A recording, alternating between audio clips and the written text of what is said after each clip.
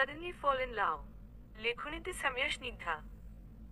রাত 10টা কি 11টা, নদীর উপর নির্মাণাধীন ব্রিজের কিনারে দাঁড়িয়ে আছে আরুষি। চুলগুলো এলোমেলো ভাবে উঠছে, মুখে বিষণ্ণতার ছাপ স্পষ্ট। এই মুহূর্তে তার কাছে জীবনটাকে বিষাক্তময় মনে হচ্ছে। ভালোবাসার মানুষটার অন্য কারোর সাথে বিয়ের ব্যাপারটা কিছুতেই মেনে নিতে পারছে না আরুষি। মনে হচ্ছে বুকের ভেতর কেউ তীর ছুঁড়ছে, চোখের কোণ থেকে জল গড়াচ্ছে। এই জীবন রাখার কোন ইচ্ছে নেই আরুষির। নদীতে ঝাঁপ দেওয়ার জন্য উদ্যত হতেই কেউ একজন তার কোমর শক্ত করে জড়িয়ে ধরে টেনে এনে ব্রিজের মাঝখানে দাঁড় করালো। Are you mad? এভাবে এত রাতে সুইসাইড করছেন কেন? আরুষি ক্রন্দনরত কণ্ঠে বলল, ছাড়ুন আমার হাত। আগে আমার প্রশ্নের উত্তর দিন, এভাবে সুইসাইড করছেন কেন? আপনার বলতে আমি বাধ্য নই, ছাড়ুন। বলে ঝামটা মেরে ছেলেটার হাত থেকে নিজের হাত ছাড়িয়ে নিল আরুষি। দুপা এগোতেই ছেলেটা ফের আরুষির হাত চেপে ধরে বলল, এক্সকিউজ মি, কোথায় যাচ্ছেন? আবার নদীতে ঝাঁপ দিতে? জানে আপনার ফ্যামিলি? একটা দীর্ঘশ্বাস ছাড়ল ছেলেটা। আরুষির হাত ধরে রেখে বলল, চলুন, আপনার বাড়ির ঠিকানা বলুন, আপনাকে বাড়িতে পৌঁছে দিচ্ছি। আরুষি খানিকটা চেঁচিয়ে উঠল, ছাড়ুন আমার হাত, আমি বাড়ি যাব না, চলে যান আপনি। ছেলেটা গম্ভীর স্বরে বলল, এত রাতে একটা মেয়েকে সুইসাইডের দিকে ঠেলে দিয়ে বাড়ি গিয়ে আমি শান্তি পাবো না। তাই কথা না বাড়িয়ে চলুন চুপচাপ। কোন উপায়ন্ত না পেয়ে আরুষি ছেলেটার সাথে যেতে লাগলো। এখনো অনবরত অশ্রু গড়াচ্ছে তার চোখ থেকে। ছেলেটা আরুষির হাত ধরে হাঁটতে হাঁটতে বলল, এবার বলুন তো, সুইসাইড করতে চাচ্ছিলেন কেন? ভালোবাসি একজনকে, কিন্তু সে আমার ভালোবাসা কোনোদিন বোঝেনি। পরশুদিন তার বিয়ে, যেটা আমি কখনোই নিজের চোখে দেখতে পারবো না। সহ্য করতে পারছি না আর। পুরো পৃথিবী বিষাক্ত মনে হচ্ছে। বেঁচে থাকার ইচ্ছাটাই মরে গেছে। তাই বলে আপনার ফ্যামিলির কথা চিন্তা না করে এভাবে মরে যাবেন? That's not right. একজনকে ভালোবাসেন বলে তাকে পাচ্ছেন না বলে মরে যেতে চাইছেন?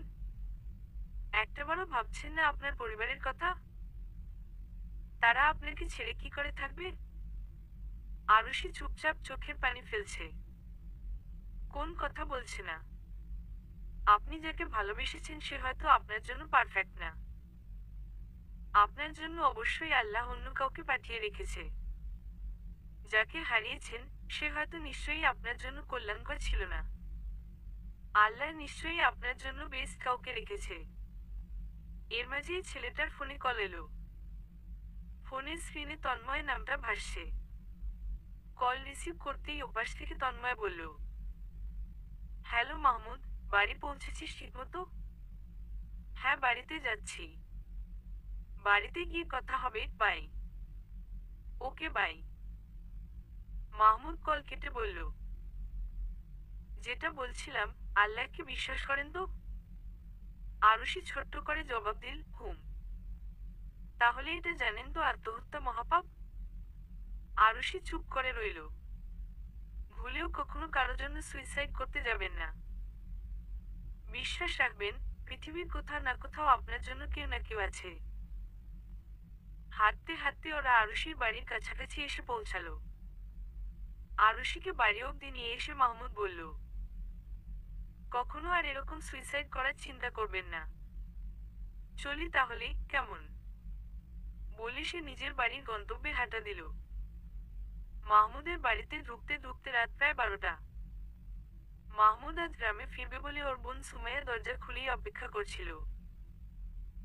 মাহমুদ এসে বাড়িতে ঢুকতেই ড্রয়িং রুম থেকে দৌড়ে এসে সুমাইয়া বলল, কিরে তোর এতক্ষণ লাগলো বাড়িতে আসতে? আর বলিস না আপু, অনেক ঘটনা। কি হয়েছে আবার? ভেতরে চল, বলছি। মাহমুদ নিজের রুমে গিয়ে ফ্রেশ হয়ে ডাইনিং এ আসলো। সুমাইয়া ওর জন্য রাতে খাবার বেড়ে দিল।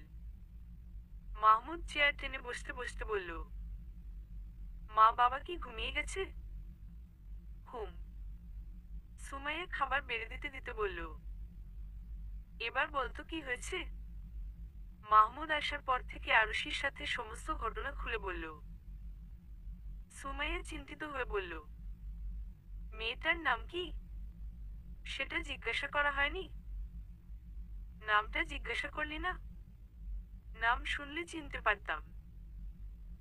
আচ্ছা যাই হোক, ওই মেয়ের কথা বাদ দে। তুই খেয়েছিস? না, এখনো খাইনি। তাহলে বসে পড়, দুজনে মিলে একসাথেই খেয়ে নিই। দুদিন পর তো শ্বশুর বাড়ি চলেই যাবি, তারপর তো আর খাওয়া হবে না। মাহমুদ এভাবে বলাতে সুমাইয়ার চোখের কোণে জল চলে আসে। মাহমুদ সুমাইয়ার দিকে তাকিয়ে বলল, কাঁদছিস কেন? এখনই বিয়ের কথা মনে করে মন খারাপ করছিস? বস তো আমার সাথে। মাহমুদ সুমাইয়ার হাত ধরে টেনে টেবিলে বসালো। দুই ভাই বোন একসাথে খাওয়া দাওয়া করে নিল। আজকে সুমাইয়ার গায়ে হলুদ। বাড়ি ভর্তি মেহমান। ওর কাজিন নাবিলা আর মাওয়া আরো বেশ কয়েকদিন আগেই চলে এসেছে। নাবিলা আর সুমাইয়া সমবয়সী। নাবিলার ছোট বোন মাওয়া। তবে তিনজনেরই বন্ডিং বেশ ভালো।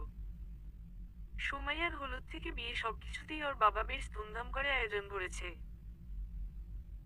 একমাত্র মেয়ের বিয়ে বলে কথা। গ্রামের সবাইকেই নিমন্ত্রণ করা হয়েছে। সন্ধ্যা থেকে হলুদের অনুষ্ঠান শুরু। আরুষির পরিবারের সবাই এসেছে, শুধু আরুষি বাদে। আরুষিকে না দেখে মাওয়া উঠে গিয়ে আরুষির মাকে জিজ্ঞাসা করলো, কি ব্যাপার আন্টি, আরুষি আসলো না? আসলে ওর নাকি শরীরটা তেমন ভালো না, তাই আসেনি। ওহ, বলে মন খারাপ করে মাওয়া চলে গেল। মাওয়া আর আরুষি বেস্ট ফ্রেন্ড। ওরা একই সাথে একই কলেজে পড়ে। আরুষি আজকে এখানে না আসায় মাওয়ার মনটা খারাপ হয়ে গেল।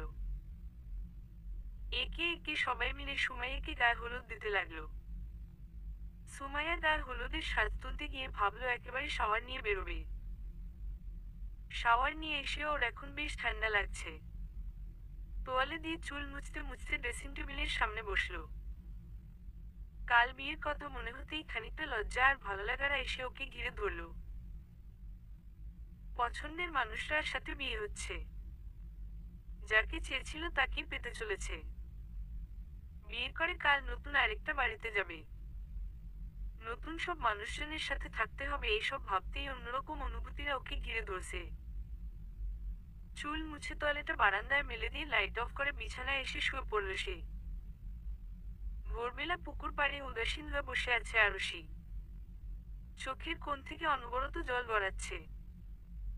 সারা রাত ঘুম হয়নি তার। ভালোবাসার মানুষটার আজকে বিয়েটা ভাবতেই যেন ভেতরটা দুমড়ে মুচড়ে যাচ্ছে।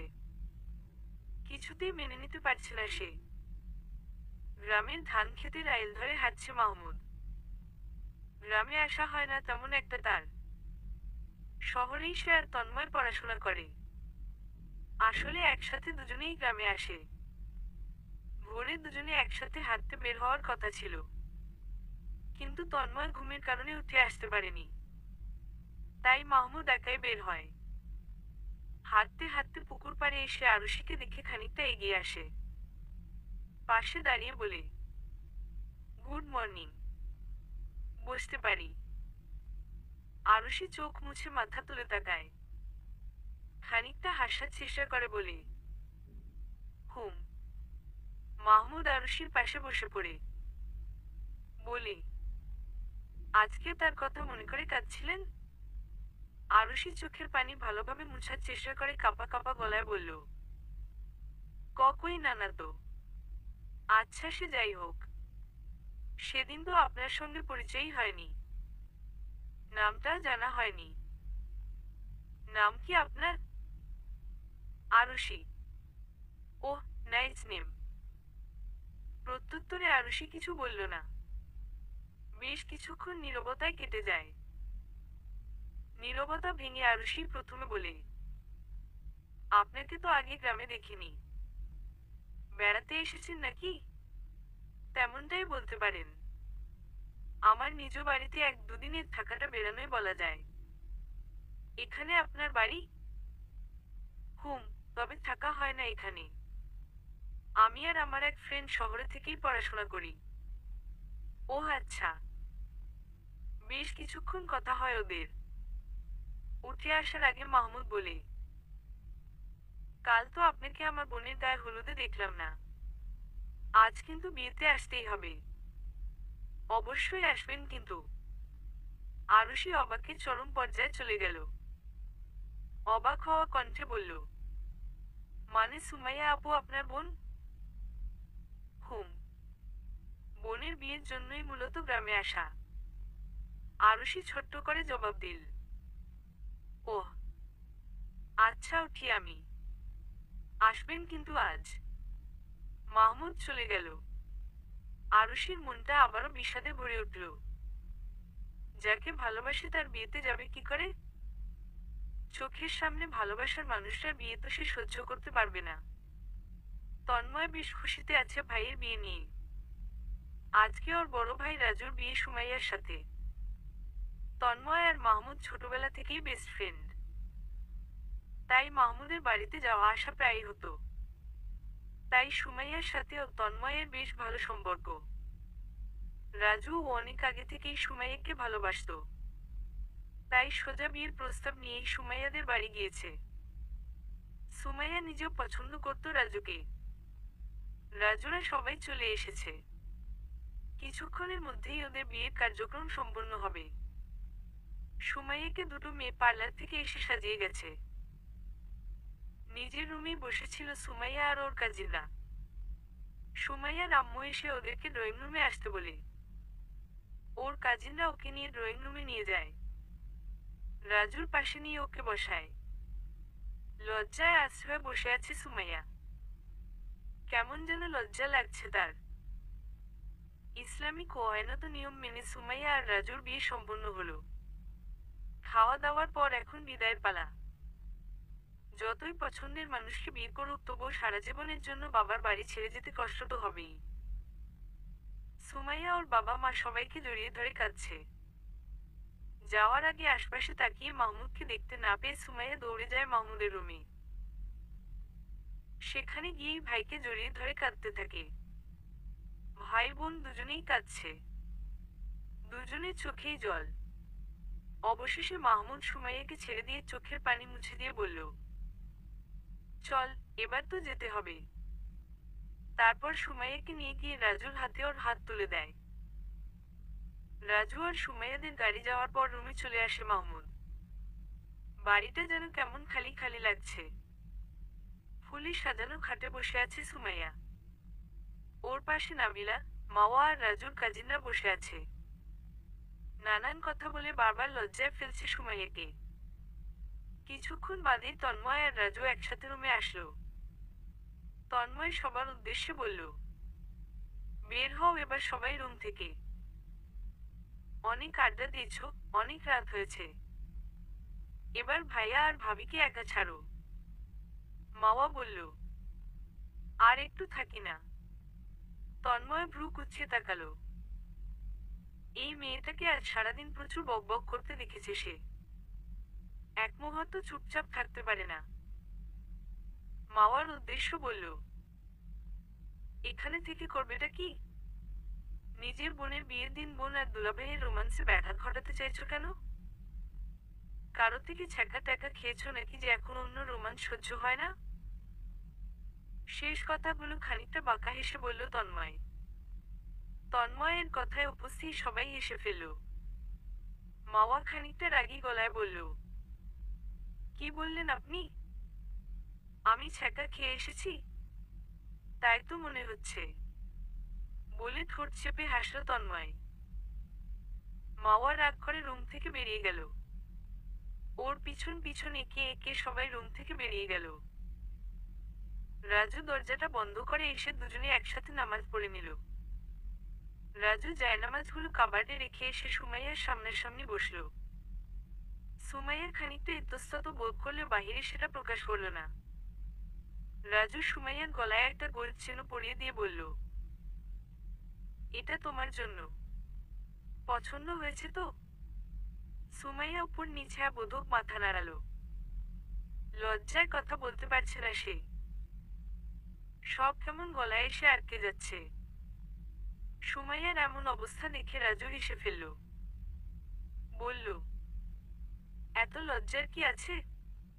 আমি তো আমি জানি তুমি আমাকে বিয়ের আগে থেকে পছন্দ করো, রাইট? সুমাইয়া আরো খানিকটা মাথা নিচু করে ফেলল। রাজু ফের বলল, কি ঠিক বললাম তো? সুমাইয়া এবারেও চুপ। রাজু বলল, জানো, যেদিন তোমাকে প্রথম দেখেছিলাম সেদিনই মনে হয়েছিল আমি তোমার প্রেমে পড়ে গেছি। সেদিন থেকেই আমার মনের সবটুকু জুড়ে শুধু তুমি। তোমাকে খুব খুব ভালোবাসি। সুমাইয়া দীর্ঘকণ্ঠে বলল, আমিও আপনাকে ভালোবাসি। উদাসীন মনে বারান্দায় বসে আছে আরুষি। মাওয়া কলেজে যাওয়ার জন্য রেডি হয়ে আরুষিদের বাড়িতে আসলো। আরুষিকে রুমে না পেয়ে বারান্দায় চলে এলো। ওর পাশে বসে বলল, কিরে কালো, তুই গেলি না কেন বলতো? আরুষি মনে মনে ভাবছে, কিভাবে তোকে বলবো বল? আমি যে রাজুকে ভালোবাসি। ওর বিয়েতে যাব কিভাবে বল? নিজের চোখে কি করে ওর বিয়ে দেখতাম আমি? আরুষি আস্তে করে জবাব দিল, শরীর ভালো ছিল না। এখন তাড়াতাড়ি রেডি হয়ে নি। কলেজে যাব। আমি যাব না। ভালো লাগছে না আমার। তুই যা। সামনে এক্সাম আরুষি। এখন না গেলে অনেক ইম্পর্ট্যান্ট ক্লাস মিস করবি তুই। তোর থেকে নোটস নিয়ে নিব। আরুষির মা রুমে ঢুকতে ঢুকতে বললেন, কোন কথা না আরু, তাড়াতাড়ি রেডি হয়ে মাওয়ার সাথে কলেজে যা। আরুষি অসহায় ফেস করে বলল, মা, শরীর ভালো লাগছে না আমার। আর কোনো কথা শুনতে চাই না তোর। তাড়াতাড়ি রেডি হয়ে বের হো। আরুষি কোনো উপায় না পেয়ে মন খারাপ করে রেডি হতে চলে গেল। রেডি হয়ে এসে দুজনে একসাথে বেরিয়ে পড়ল। গ্রামের রাস্তা ধরে হেঁটে বাজারে এসে রিকশায় করে কলেজ যেতে হয় ওদের। দুজনে বাজারে এসে দাঁড়াতেই দেখা হয় তন্ময় আর মাহমুদের সাথে। তন্ময়কে দেখেই ভেঞ্চি কেটে অন্যদিকে মুখ ঘুরিয়ে দাঁড়ায় মাওয়া। মাহমুদ এগিয়ে এসে কথা বলে, আরে কেমন আছো? তোমরা দুজন একসাথে? আরুষি হালকা হেসে বলল, এই তো ভালো, আপনি? ভালোই। কিন্তু তুমি আর মাওয়া? মাওয়া এবার মাহমুদকে বলল, আমি আর আরুষি বেস্ট ফ্রেন্ড। কলেজে যাচ্ছি। মাহমুদ মাওয়াকে বলল, ওহ আচ্ছা, চল তোদের দিয়ে আসি। মাওয়া বলল, লাগবে না ভাইয়া, তুমি চলে যাও, আমরা যেতে পারবো। মাওয়া আর আরুষি চলে যায়। সেদিকেই অপলক দৃষ্টিতে তাকিয়ে থাকে মাহমুদ। তন্ময় ওর কাছে গিয়ে বলল, ওই দিকে কি দেখছি সেভাবে? আরুষিকে। মেয়েটা ভীষণ সুইট। তন্ময় এবার ওর কাঁধে ধাক্কা দিয়ে বলে, ব্যাপার কি বলতো? I think I fall in her love. বাবা, তুইও প্রেমে পড়লি ভাই। বলে দে ওকে তোর মনের কথা। সময় হলে বলবো। মেয়েটা এখন অনেক ডিপ্রেশনের মধ্যে আছে। মানে? সেসব তুই বুঝবি না। বলে মাহমুদ বাইকে উঠে বসতে বসতে বলল, চল। কোথায়? ওদের কলেজে। তন্ময় কিছু না বলে বাইকে উঠে বসল। আকাশে রোদের ছিটেফোঁটা নেই। মেঘলা আকাশ। উত্তরে ঠান্ডা হাওয়া বইছে। কলেজের ছেলে মেয়েরা মাঠে বসে আড্ডা দিচ্ছে। ক্লাস করে বেরিয়ে কলেজ মাঠে বসে আছে মাওয়া আর আরুষি। আরুষির বেশ মন খারাপ। সে তো আসতেই চায়নি। মাওয়া তাকে জোর করে নিয়ে এসেছে। আরুষিকে এভাবে চুপচাপ বসে থাকতে দেখে মাওয়া রীতিমতো বিরক্ত হয়ে যাচ্ছে। বিরক্তি নিয়েই বলে উঠল, এই হয়েছেটা কি তোর? এভাবে চুপচাপ বসে আছিস কেন? কিছু না, ভালো লাগছে না। এই আগে তো তুই এমন ছিলি না। কদিন ধরে দেখছি একদম চুপচাপ হয়ে গেছিস। কি হয়েছে তোর? বললাম তো কিছু না, শরীর ভালো লাগছে না। মাওয়ার দৃষ্টি মাঠের অপর প্রান্তে কলেজ গেটে পড়তেই আরুষিকে বলল, ওই দেখ, ভাইয়া আর ওর ওই বন্ধুটা না। মাওয়ার কথায় ওর দৃষ্টি অনুসরণ করে তাকায় আরুষি। মাহমুদ আর তন্ময় ওদের দিকেই তাকিয়ে আছে। মাওয়া বলল, চল, চলে যাই। কেন? নিজেই তো এসেছিলি আমাকে নিয়ে, এখন চলে যেতে চাইছিস কেন আবার? এত কথা বলতে ভালো লাগে না, চল তো। বলে টেনে দাঁড় করালো আরুষিকে। হাত ধরে টানতে টানতে একদম কলেজ গেটের কাছাকাছি এসে পড়ল। তন্ময়দেরকে ক্রস করেই কলেজ গেট দিয়ে বেরোতে যাবে এমন সময় তন্ময় বলল, আমাদের দেখে এভাবে পালাচ্ছ নাকি? মাওয়া হেঁটে যেতে গিয়ে থেমে গেল। পিছু ঘুরে এসে তন্ময়ের সামনে দাঁড়িয়ে বলল, আপনাদের দেখে পালাতে যাব কেন? সেটাই তো দেখলাম, আমাদের দেখে তড়িঘড়ি করে কলেজ থেকে বেরিয়ে যাচ্ছিলে। জি না, আমরা এখন এমনিতেও বের হতাম। মাহমুদ বলল, দুপুর তো হয়ে গেছে, বাইরে থেকে একেবারে লাঞ্চ সেরে তারপর বাড়িতে যাবি। আরুষি মাওয়ার থেকে নিজের হাত ছাড়াতে ছাড়াতে বলল, আচ্ছা তুই তাহলে যা, আমি বাড়িতে গেলাম। বলে কয়েক কদম এগোতেই মাহমুদ দৌড়ে আরুষির সামনে পথ আটকে দাঁড়িয়ে বলল, আরে, আরে কোথায় যাচ্ছেন? বাড়িতে। বললাম না সবাই মিলে লাঞ্চে যাব। আপনারা যান। আমার ভালো লাগছে না। এই জন্যই তো বলছি চলুন। গেলে আপনার ভালো লাগবে। তন্ময় এগিয়ে এসে বলল, হুম চলেন ভাব। বলতে নিতেই মাহমুদ ওর দিকে রাগিয়ে দৃষ্টিতে তাকায়। তন্ময় যে ভাবি বলতে চাইছিল সেটা বুঝতে পারে মাহমুদ। মাহমুদকে এভাবে তাকাতে দেখে তন্ময় চুপ হয়ে যায়। আমতা আমতা করে বলল, না মানে চলুন। গেলে ভালো লাগবে, মনটাও ফ্রেশ হবে। মাওয়াও এসে জোর করল। তাই ওদের সবার কথা আরুষি আর ফেলতে পারল না। ওরা সবাই মিলে একটা হোটেলে গিয়ে বসল। সবাই একসাথে লাঞ্চ করে কিছুক্ষণ ঘোরাঘুরি করে বাড়ি ফিরল। কয়েকদিন কেটে যায়। আজকে বিকালে মাহমুদ আর তন্ময় গ্রাম থেকে চলে যাবে। এমনিতেই ওর অনেকগুলো ক্লাস গ্যাপ দিয়েছে। আর ক্লাস মিস দিবে না বলেই তাড়াতাড়ি চলে যাচ্ছে সে। অন্যবার এলে আরো কম থাকা হতো, কিন্তু এবার এসে যে এভাবে হঠাৎ করে আরুষির প্রেমে পড়ে যাবে সেটা মাহমুদ ভাবতেও পারেনি। আরুষির সাথে সময় কাটানোর জন্য, কথা বলার জন্যই এবার আরো কিছুদিন বেশি থেকেছে সে। আরুষির সাথে বেশ ভালো একটা বন্ডিং তৈরি হয়েছে। আপনি থেকে তুমি বলা শুরু করেছে। অবশ্য আরুষি আপনি করেই বলে। তন্ময় আর মাওয়ার মধ্যেও বেশ ভালো একটা ফ্রেন্ডশিপ বন্ডিং তৈরি হয়েছে। পরন্ত বিকেল। সূর্যের তেমন তেজ নেই। উত্তরে ঠান্ডা হাওয়া বইছে। আরুষি ওর রুমে বারান্দায় চাদর গায়ে জড়িয়ে বসে বসে বই পড়ছিল। মাওয়া দৌড়ে এসে বলল, ভাইয়ারা চলে যাচ্ছে। দেখা করতে চায় তোর সাথে। প্রথমে আলসেমিতে যেতে ইচ্ছে না করলেও কিছু একটা ভেবে উঠে দাঁড়ালো আরুষি। গায়ে ভালোভাবে চাদর জড়িয়ে মাওয়ার সাথে বেরিয়ে এলো। ওদের বাড়ি থেকে সামান্য দূরে আম গাছের নিচে ব্যাগ কাঁধে দাঁড়িয়ে আছে মাহমুদ আর তন্ময়।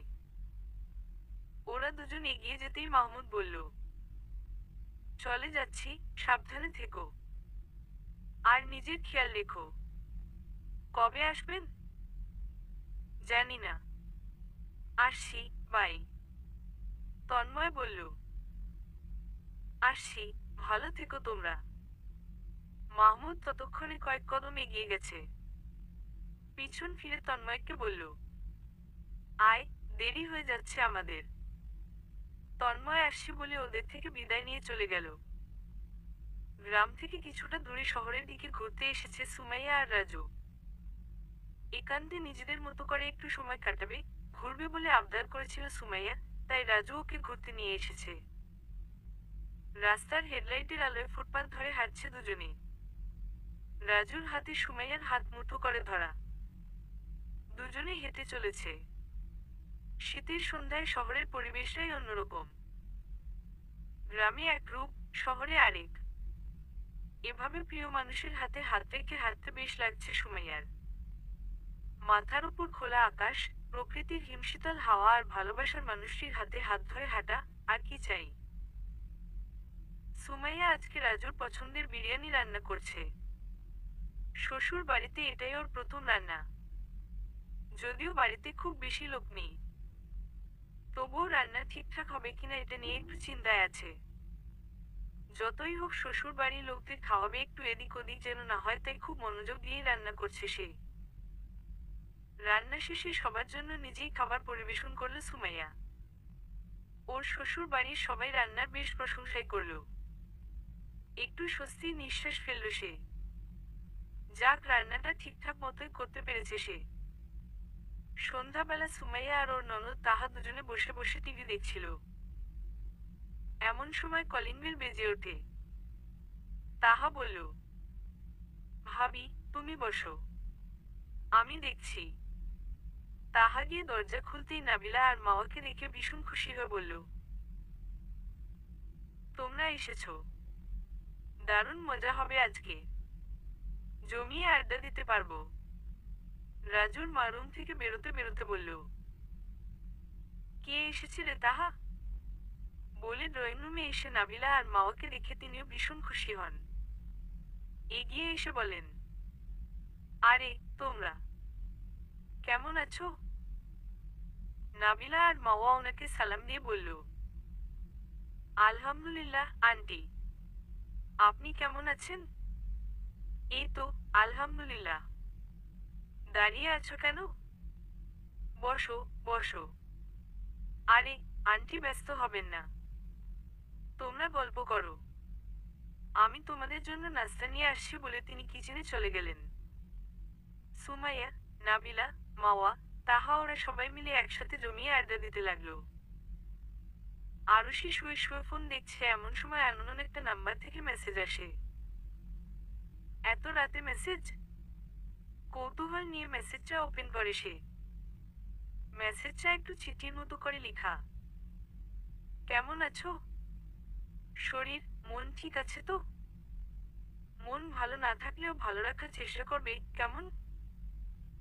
কারো জন্য নিজের জীবনটা নষ্ট করার চিন্তা ভুলেও করবে না, কিন্তু যাকে ভালোবাসতে সে তোমার হয়নি এটা ভেবে উল্টো পাল্টা কাজ করতে যাবে না একদম।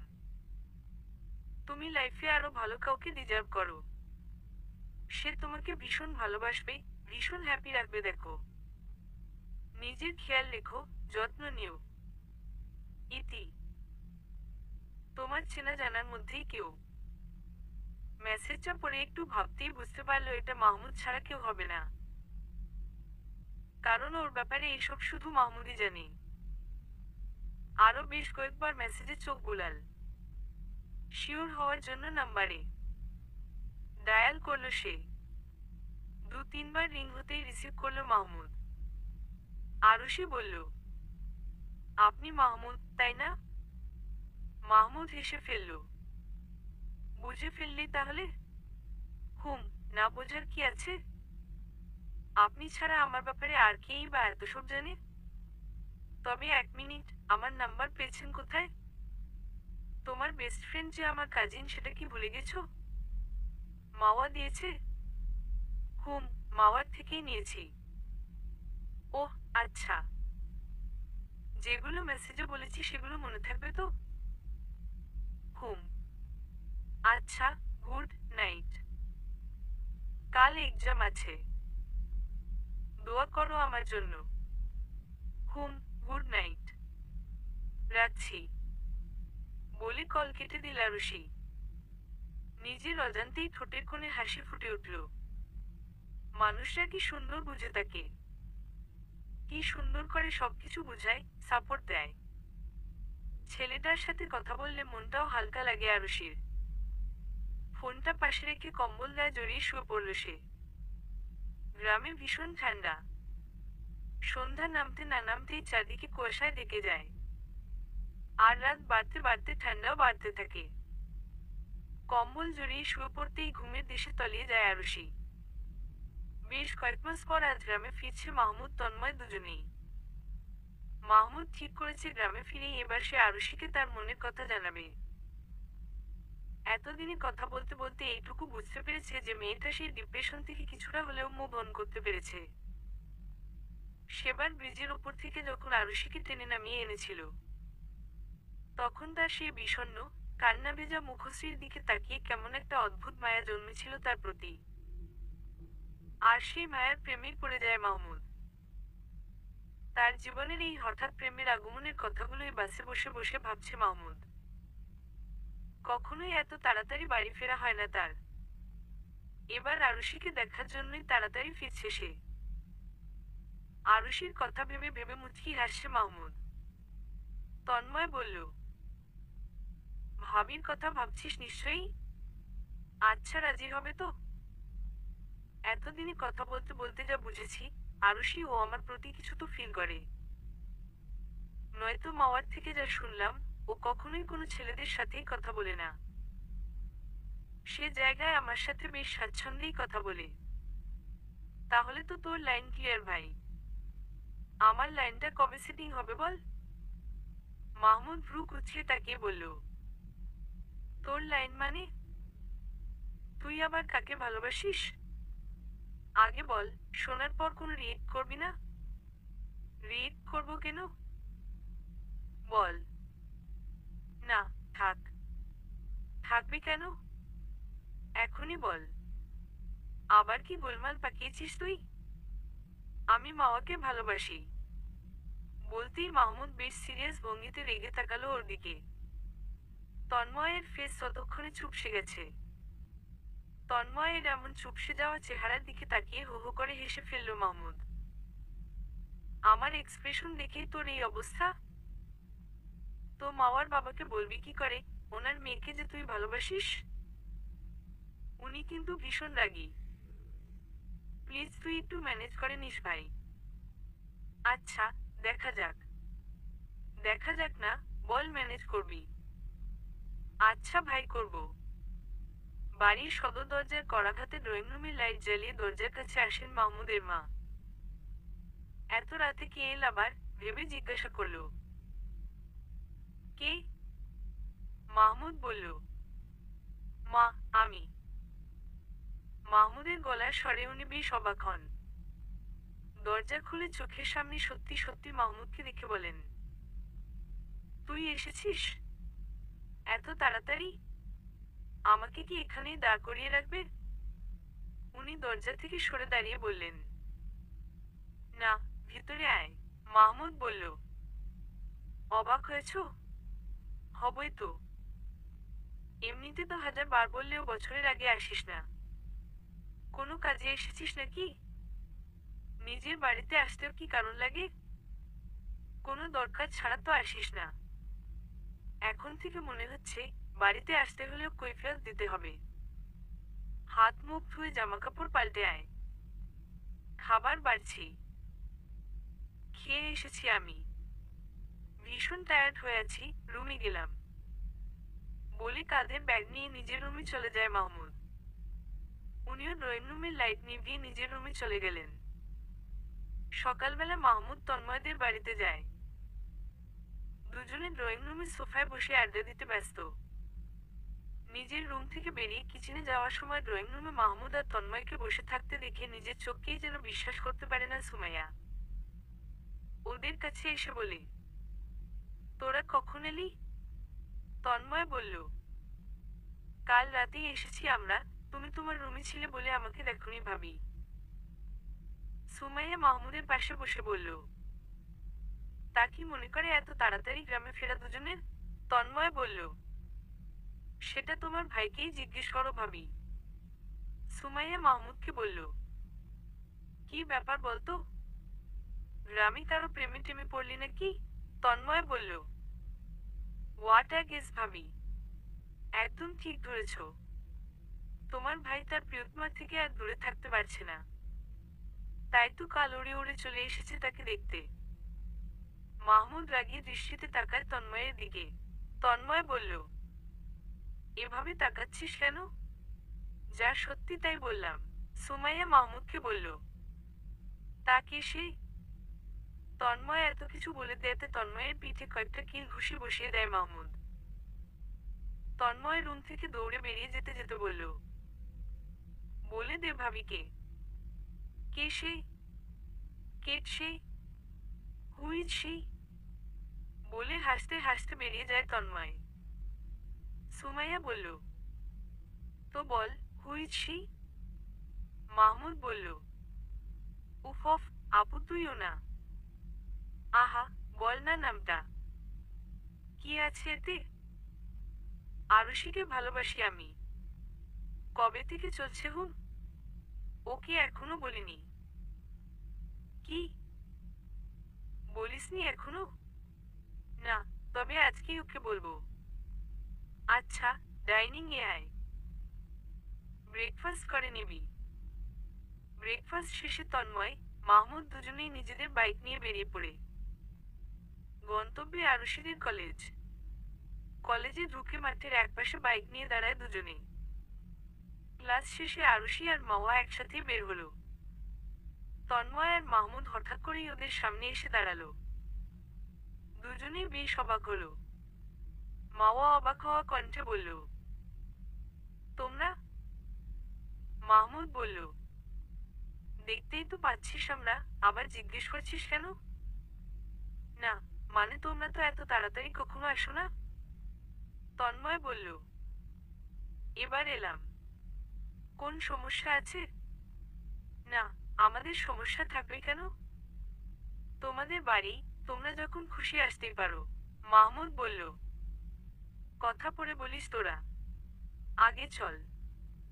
মাওয়া বলল, কোথায়? চল, গেলেই দেখতে পাবি।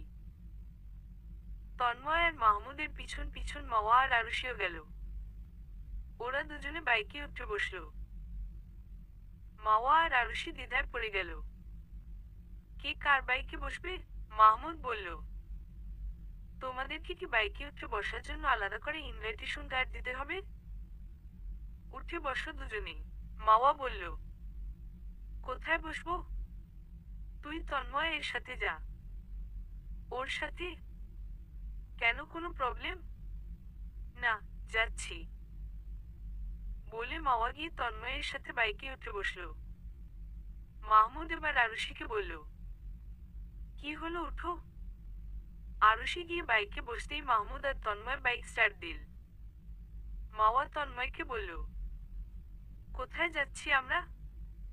জানি না। আপাতত মাহমুদ যেখানে যাচ্ছে সেখানেই ওদের সাথে যাচ্ছি। মাওয়া আর কথা বাড়ালো না। ঘন্টা দেড়েক পর ওরা প্রায় শহরের কাছাকাছি একটা ক্যাফেতে এসে পৌঁছালো। ক্যাফেতে ঢুকেই আরুষি আর মাওয়া দুজনেই বেশ অবাক হয়ে গেল। কারণ ক্যাফেতে ওরা ছাড়া আর কেউ নেই। পুরো ক্যাফেটা বেশ সুন্দর করে সাজানো। মাহমুদ তন্ময়কে আলাদা ডেকে নিয়ে বলল, আজকেই মাওয়াকে প্রপোজ করে দিস। আমাদের সুন্দর একটা মোমেন্টস ক্রিয়েট করার জন্যই এত সব অ্যারেঞ্জ করেছি। ও যদি রিয়েক্ট করে?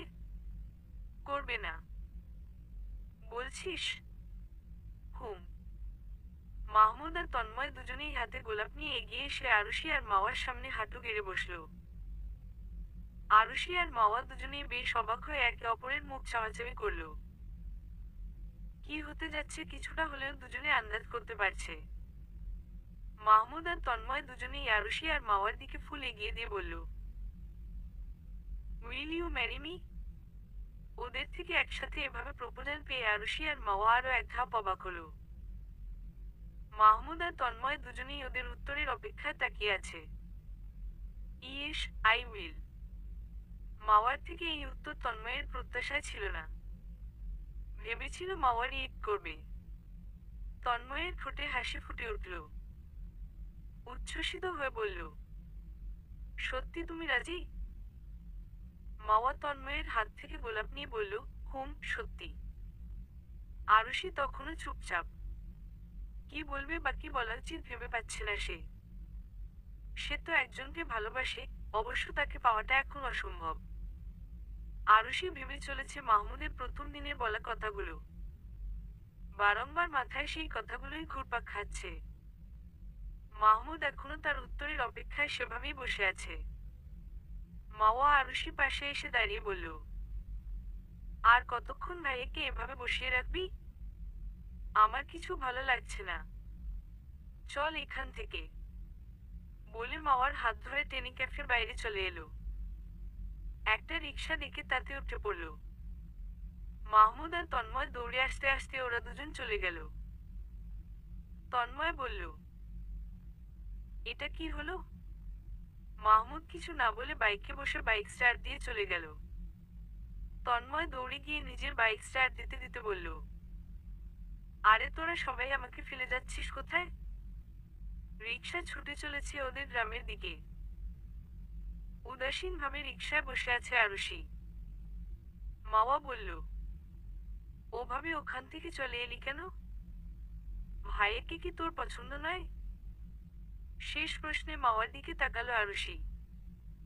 ছোট্ট করে জবাব দিল, জানি না। আচ্ছা, তুই কি কাউকে ভালোবাসিস? না, আমার ভাইয়া কিন্তু খারাপ না। ওকে দেখে যা বুঝলাম তোকে ভীষণ ভালোবাসে। এত তাড়াতাড়ি কোনোবারই ভাইয়া গ্রামে আসে না। তোর জন্যই এবার তাড়াতাড়ি এসেছে। কত সুন্দর করে আমাদের সারপ্রাইজ দিয়েছে। শুধুমাত্র তোকে ভালোবাসে বলে তুই ভাইয়াকে অ্যাকসেপ্ট করতে পারিস? আরুষি বেশ কিছুক্ষণ মাওয়ার কথাগুলো নিয়ে ভাবল। বলল, বাড়ি গিয়ে ভেবে জানাবো। আচ্ছা ঠিক আছে, সে না হয় তুই ভেবেই জানাস, কিন্তু উত্তরটা যেন হ্যাঁ হয়। দেখা যাক। বাড়ি এসে পৌঁছালো ওরা।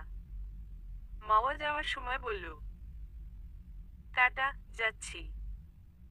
গুড নিউজের অপেক্ষায় থাকবো। সারা রাত ধরে এই ব্যাপারটা নিয়েই ভাবলো আরুষি। কিছুতেই ওর ঘুম আসছে না। অনেক চিন্তা ভাবনার পর ভাবলো কাল দেখা করবে মাহমুদের সাথে। টেক্সট করলো মাহমুদের নাম্বারে। কাল ভোরবেলা নদীর পাড়ে আসবেন, কথা আছে। মেসেজ টোন বেজে উঠতেই মাহমুদ ফোন হাতে নিয়ে মেসেজ চেক করলো। মেসেজটা পড়ে ভাবতে লাগলো, কি বলবে আরুষি? ও কি তাহলে রাজি? এসব ভাবতে ভাবতেই ঘুমিয়ে পড়ল মাহমুদ। ভোরবেলা নদীর সেই ব্রিজের উপর দাঁড়িয়ে অপেক্ষা করছে মাহমুদ। চারদিক কুয়াশা চাদরে আবৃত। হিমশীতল হাওয়া বয়ে যাচ্ছে। খানিক বাদেই আরুষি এলো। পাশাপাশি এসে দাঁড়ালো। মাহমুদের দৃষ্টি নদীর পানিতে নিবদ্ধ। সেদিকে তাকিয়েই বলল, কি বলবে বলো? এত তাড়া কিসের আপনার? নাকি রেগে আছেন আমার উপর? রেগে থাকবো কেন? তোমার উপর রাগ দেখানোর কোনো অধিকার কি আমার আছে? যদি বলি, আজ থেকে অধিকার আছে। মাহমুদ এবার ঘুরে দাঁড়ালো। আরুষির দিকে তাকিয়ে বলল, মজা করছো? মজা কেন করতে যাব? মাহমুদ আর কিছু বলল না। আরুষি কিছুক্ষণ চুপ থেকে হঠাৎ করেই বলে উঠল, আমি রাজি। মাহমুদ এবারেও কিছু বলল না। আরুষি মাহমুদকে নিজের দিকে ঘুরিয়ে বলল, কি বললাম শুনতে পেয়েছেন? মাহমুদ শুনেছে ঠিকই, কিন্তু মুখে বলল, উহু, শুনতে পাইনি। আবার বলো। বলেছি যে, আপনাকে বিয়ে করতে আমি রাজি। তাহলে কাল ওভাবে চলে এসেছিলে কেন? বাড়ি এসে সবটা ভেবে তবেই ডিসিশন নিয়েছি। বুঝলাম। হাঁটবেন? হুম, হাঁটা যায়। দুজনে পাশাপাশি ব্রিজের উপর দিয়ে হাঁটছে। এই ব্রিজেই ওদের প্রথম দেখা। তখন দুজনের কাছে দুজনেই ছিল অচেনা অজানা। আর আজ দুজনেই একে অপরের সাথে সারা জীবন থাকার সিদ্ধান্ত নিয়েছে। নাবিলার বিয়ে ঠিক হয়েছে পারিবারিকভাবেই। ছেলে শহরের হসপিটালের ডাক্তার। তাই তার ফ্যামিলি সহ তারা সেখানেই থাকে। আজকে নাবিলাকে দেখতে এসে ছেলের বেশ পছন্দ হয়েছে। তাই সামনের সপ্তাহেই বিয়ের ডেট ফিক্স করে গেছে। মাওয়া কলেজ শেষে তন্ময়ের সাথে কিছুক্ষণ ঘোরাঘুরি করে বাড়ি ফিরতে ফিরতে বিকেল হয়ে যায়। বাড়িতে ফিরে নাবিলার বিয়ের খবর শুনেই দৌড়ে নাবিলার রুমে যায়। পিছন থেকে জড়িয়ে ধরে বলে, আপু, আমি ভীষণ ভীষণ এক্সাইটেড। তোর বিয়ে ঠিক হয়েছে? তা আমাদের হবু দুলাভাইয়ের নাম কি? তামিম। ঘুম থেকে উঠেই মাওয়ার মাথাটা গরম হয়ে গেছে। ওকে নাকি এখন ছেলেপক্ষের সামনে শাড়ি পরে তৈরি হয়ে যেতে হবে। নাবিলা ওকে বারবার তাড়া দিচ্ছে। এক প্রকার বিরক্ত হয়েই শাড়ি পরে ড্রয়িং রুমে যায় সে। সামনে বসে থাকা ছেলে আর তার পরিবারের দিকে তাকাতেই 440 ভোল্টের শক খায় ও। তন্ময় আর ওর ফ্যামিলি সবাই এসেছে। তন্ময়ের ফ্যামিলি সবার ও মাওয়াকে পছন্দ হয়েছে। ওদের বিয়ের ডেট ও নাবিলার বিয়ের দিনেই ফিক্স হয়েছে। এদিকে মাহমুদ ও ওর ফ্যামিলি নিয়ে আরুষির বাড়িতে বিয়ের প্রস্তাব নিয়ে যায়। আরুষির বাবা প্রথমে এত তাড়াতাড়ি মেয়েকে বিয়ে দিতে রাজি না হলেও পরে রাজি হন। মাহমুদের ফ্যামিলির অনুরোধে ওদের বিয়েও একই দিনেই ঠিক করা হয়। মূলত এটা মাহমুদেরই প্ল্যান। যখন শুনেছিল নাবিলার বিয়ে ঠিক হয়েছে তখনই প্ল্যান করেছে ওদের ফ্যামিলিকে মানিয়ে তিনজনের বিয়ে একদিনে ঠিক করবে। সবার পরিবারের সম্মতিতেই ওদের গায়ে হলুদ, বিয়ে সমস্ত কিছুর আয়োজন গ্রামের একটি কমিউনিটি সেন্টারে একসাথেই করা হয়েছে। আরুষি, মাওয়া আর নাবিলা তিনজনেই একসাথে পার্লার থেকে সেজেছে। তিনজনকেই হলুদের সাজে খুব সুন্দর লাগছে। সুমাইয়া ওদেরকে দেখে বলল, বাহ, খুব মিষ্টি লাগছে তিনজনকেই। একদম হলুদ পরি। মাওয়া আর নাবিলা তো সুমাইয়ার কাজিন, তাই সুমাইয়ার সাথে বন্ডিং বেশ ভালো ওদের। তবে আরুষির সাথে খুব কমই কথা হয়েছে সুমাইয়ার। তাই আরুষি একটু ইতস্তত বোধ করেছে। সুমাইয়া ওদের সাথে বেশ কিছুক্ষণ কথা বলে। হঠাৎ রাজুর দিকে আরুষির দৃষ্টি পড়তেই আরুষি তৎক্ষণাৎ চোখ সরিয়ে নেয়। সুমাইয়া ওদেরকে নিয়ে গিয়ে স্টেজে বসায়। সবাই এসে একে একে ওদেরকে হলুদ ছোঁয়ায়। হলুদের পর মেহেদির অনুষ্ঠান শুরু হয়। দুজন মেহেদি আর্টিস্টকে মাহমুদ বলে দিয়েছিল চলে আসতে। ওই মেয়ে দুজনেই একে একে ওদের সবাইকে মেহেদি পরিয়ে দিল। বেশ নাচ গান হই হুল্লোড় মিলিয়েই ওদের হলুদ সন্ধ্যা শেষ হলো। আরুষি, মাওয়া আর নাবিলা তিনজনই খয়েরি রঙের ব্রাইডাল লেহেঙ্গায় সেজেছে। তিনজনকেই বেশ সুন্দর লাগছে। কিছুক্ষণ আগেই ওদের বিয়ে পড়ানো হয়েছে। আইনত এবং ইসলামী নিয়ম অনুযায়ী আরুষি অবশেষে মাহমুদের বউ হয়ে গেল। আরুষি ভেবেছিল হয়তো কখনোই কাউকে আপন করে নিতে পারবে না, ভেবেছিল কখনো কাউকে ভালোবাসতে পারবে না, কিন্তু মাহমুদ তার জীবনে আসার পর তার সব চিন্তা বদলে গিয়েছে। অল্প কয়েকদিনেই মাহমুদ তার মনের অনেকটা জুড়েই জায়গা করে নিয়েছে। সে জানে মানুষরা খুব ভালোবাসে তাকে। বিয়ের পর সবাই একসাথে সেলফি আর ছবি তুলতে ব্যস্ত। সবাই আনন্দে মেতে উঠেছে। মাহমুদ আর আরুষি একে অপরের দিকে তাকালো। দুজনের ঠোঁটের কোণেই হাসির রেখা ফুটে উঠেছে। তন্ময় ও মাওয়া নিজেদের মতো কাপল ফটোশুট করতে ব্যস্ত। নাবিলা তামিম, মাওয়া তন্ময়, মাহমুদ আরুষি, সুমাইয়া রাজু সবাই একে অপরের পাশে দাঁড়িয়ে নিজেদের মতো আড্ডা আর ছবি তোলায় ব্যস্ত। তাহা এগিয়ে এসে ওদের সামনে মুখ ভার করে দাঁড়িয়ে বলল, সবারই কি সুন্দর একজন একজন পার্টনার হয়ে গেল, আর আমি এখনো সিঙ্গেলই রয়ে গেলাম। তাহার কথায় সবাই হেসে উঠল। সুমাইয়া এগিয়ে এসে বলল, খুব তাড়াতাড়ি তোমার জন্য ও পার্টনার খুঁজে দিব ননদিনী। তারপর আর সিঙ্গেল থাকতে হবে না। বিয়ের সমস্ত আনুষ্ঠানিকতা শেষ হওয়ার পর সবাই বেরিয়ে যেতে শুরু করেছে। নাবিলাকে নিয়ে তামিমরাও এক্ষুনি বেরিয়ে পড়বে। শহরে যেতে যেতে অনেকটা সময়ের ব্যাপার, তাই নাবিলা আর মাওয়া দুজন দুজনকে জড়িয়ে ধরে কাঁদছে। কেউ কাউকে ছাড়ছে না। মাহমুদ আর তামিম এসে ওদের ছাড়িয়ে নিল। নাবিলা আর তামিমের গাড়ি চলে যায়। তারপর মাওয়ার বাবা মা তন্ময়ের হাতে মাওয়ার হাত তুলে দেন। মাওয়াকে নিয়ে তন্ময়রা চলে যায়। মাহমুদ আরুষিরাও একে একে বেরিয়ে পড়ে। সবার বিদায়ের পর কমিউনিটি সেন্টারের আঙিনা যেন এক অদ্ভুত নীরবতায় ছেয়ে গেল। চারপাশে ছড়িয়ে ছিটিয়ে থাকা ছোটখাটো জিনিস গোছানোর দায়িত্বে ব্যস্ত কিছু লোক। অন্যদিকে মাহমুদ আরুষি গাড়িতে চুপচাপ বসে আছে। গাড়ি চলতে শুরু করার পরও দুজনের মাঝে কোনো কথা হয়নি। গাড়ির জানালার বাইরে আরুষিকে তাকিয়ে থাকতে দেখে মাহমুদ হঠাৎ বলল, কিসের এত চিন্তা করছো? আরুষি একটু চমকে তাকালো মাহমুদের দিকে। তারপর নরম স্বরে বলল, চিন্তা না। হঠাৎ সবকিছু এত দ্রুত হয়ে গেল যে মনে হচ্ছে যেন স্বপ্ন দেখছি। মাহমুদ মৃদু হেসে বলল, স্বপ্ন না, এটা আমাদের নতুন জীবনের শুরু। ইনশাআল্লাহ সব ঠিকঠাকই হবে। আরুষি হাসল। দারুণ দেখালো সেই হাসি। তার মনের ভেতর এক ধরনের প্রশান্তি বয়ে গেল। মাহমুদ সত্যিই একজন ভালো মানুষ। তার এই নতুন জীবনের যাত্রা যেন আনন্দ আর ভালোবাসা পূর্ণ হয়, এই আশাতেই মনের ভিতর আশার আলো জ্বলে উঠল আরুষির। নাবিলা আর তামিম শহরের ফ্ল্যাটে এসে পৌঁছালো। দিনভর নানা আয়োজনের পর দুজনেই বেশ ক্লান্ত, কিন্তু একসাথে এই নতুন যাত্রার উত্তেজনাও তাদের মনের গভীরে স্পষ্ট। রাতের খাবারের পর তামিম নিজের রুমের দরজা খুলে ভেতরে ঢুকেই মৃদু হেসে বলল,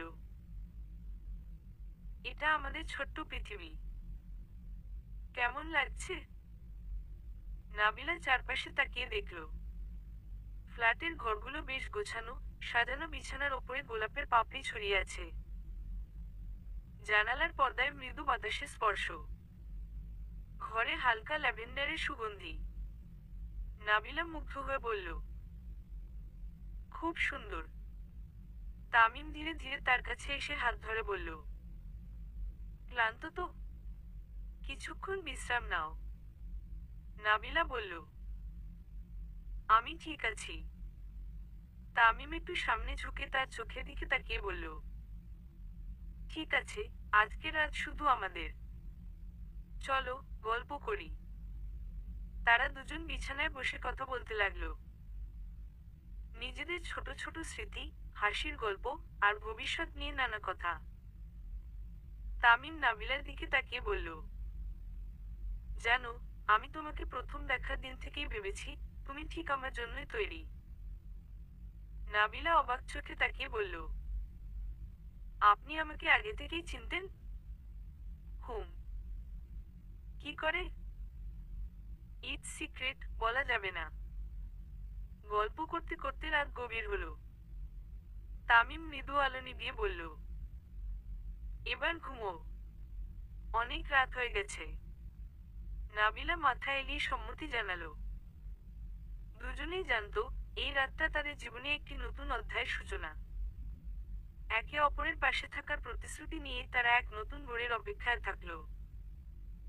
তন্ময়ের ঘর ওর সব কাজিনরা মিলে সাজালো। মাওয়াকে সুমাইয়া আর তাহা বসিয়ে রেখে গেছে। তন্ময় বাসর ঘরে প্রবেশ করল। ঘরটি ফুল দিয়ে সজ্জিত, হালকা গোলাপি রঙের আলো যেন এক স্বপ্নময় পরিবেশ তৈরি করেছে।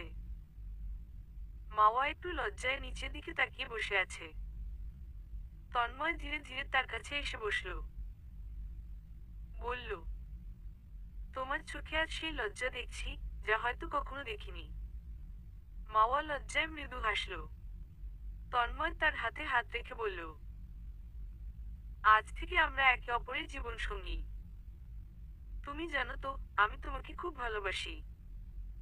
মাওয়া তার দিকে তাকিয়ে সম্মতিসূচক হাসি দিল। অন্যদিকে মাহমুদ আর আরুষি তাদের নতুন সাজানো ঘরে প্রবেশ করল। ঘরে সাদা ফুলের সৌরভ, হালকা সুগন্ধি মোমবাতির আলো যেন পুরো পরিবেশটাকে স্বর্গীয় করে তুলেছে। আরুষি একটু অপ্রস্তুত হয়ে দাঁড়িয়ে আছে। মাহমুদ তার দিকে এগিয়ে এসে বলল, এই লাজুক চেহারা আমার আরেকবার দেখা উচিত ছিল বিয়ের আগে। আরুষি লজ্জা পেল খানিকটা। মৃদু হেসে বলল, সবকিছু এত দ্রুত হলো যে বুঝতেই পারলাম না। মাহমুদ তার হাতটি ধরে পাশে বসিয়ে বলল, জীবনে কোনো কিছুই নিখুঁত হয় না, তবে আমরা একসাথে থাকলে সবকিছু নিখুঁত মনে হবে। আরুষি তার চোখে চোখ রাখল। সেই মুহূর্তে তার মনে হলো এই মানুষটি তার জন্য সঠিক। সে সত্যিই ভালোবাসে তাকে এবং সারা জীবন তাকে ঠিক আগলে রাখতে পারবে। বাসর রাতের এই মুহূর্তগুলো যেন প্রত্যেক নবদম্পতির জীবনে এক নতুন প্রতিশ্রুতি এবং ভালোবাসার বন্ধন দিয়ে ভরে উঠল। দূরের গ্রামের পুকুর পাড়ে জোনাকির আলো আর আকাশে ভরা পূর্ণিমা যেন এই নতুন শুরুর সাক্ষী হয়ে রইল। সমাপ্ত।